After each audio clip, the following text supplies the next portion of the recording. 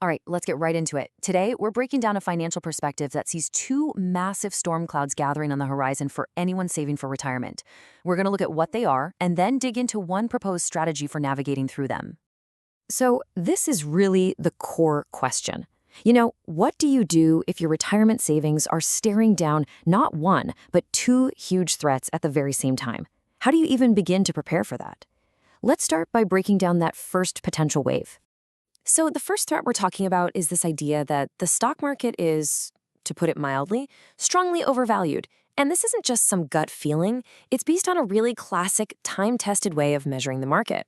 And to get this, you have to understand something called the PE ratio. The source uses a great little analogy. Imagine you buy a machine that makes widgets. The PE ratio is basically asking, how many years will it take for the profits from that machine to pay me back for what I spent on it? It's a super simple way to think about how expensive something is compared to what it earns. Okay, and here's the number that's really raising some red flags according to this viewpoint, a PE of 39.1. That means, with our widget machine, it would take you more than 39 years of today's profits just to break even on your investment. So, is that a lot? Well, the answer is a resounding yes. It's not just a little high, it's 90% higher than the historical average. And that's really the heart of the overvalued argument here, that stock prices have gotten way, way ahead of the actual profits that companies are bringing in. This chart just lays it all out visually. You can see that today's valuation isn't just way above the long-term average, it's also quite a bit higher than it was right before the big market crash back in 2008. The only time it's been significantly higher was during the dot-com bubble. So when you put all that together, this perspective leads to a pretty stark conclusion about a market correction. The thinking here isn't about whether a downturn might happen, but that it's pretty much an inevitable part of the cycle when things get this stretched. Okay, so that's threat number one. But let's say you manage to avoid a market crash.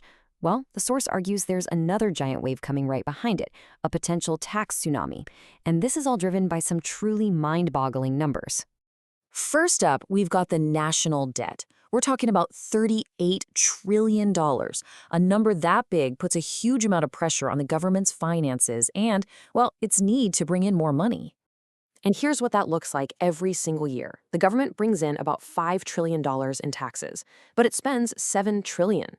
That means there's a $2 trillion hole every year that just gets piled onto the debt. Think about it. Just to close that gap with taxes, they'd have to go up a lot.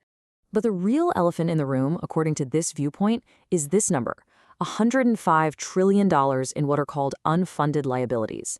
These are basically all the promises the government has made for big programs like Social Security and Medicare that, right now, it doesn't have the money set aside to actually pay for. This is seen as the long-term driver for why taxes might have to go up. And if you think a huge tax hike sounds crazy, well, this slide gives us some historical perspective. Today's top tax rate is 37%. But back in 1945, the highest marginal rate was an unbelievable 94%. So the point here is that dramatically higher tax rates have happened before in the US. So you've got this potentially overvalued market on one side and the threat of higher taxes on the other. What do you do? The source presents a strategy called indexing. Now, this is super important. This is not the same thing as buying an index fund like an S&P 500 fund. It's a completely different crediting strategy, often found inside certain insurance products, that's designed to act like a financial safety net. So here's the basic trade-off, right? If you invest directly in the market, you get all of the upside when things go well. But you also get all of the downside risk when they don't. With this indexing strategy, you agree to cap your upside potential. But in exchange for that cap, you get a 0% floor. You can't lose money due to the market going down. And that brings us to this really catchy little phrase they use, zero's the hero. The whole idea is that when the market tanks, getting a zero return, in other words, not losing a single penny of your principal, is a heroic result.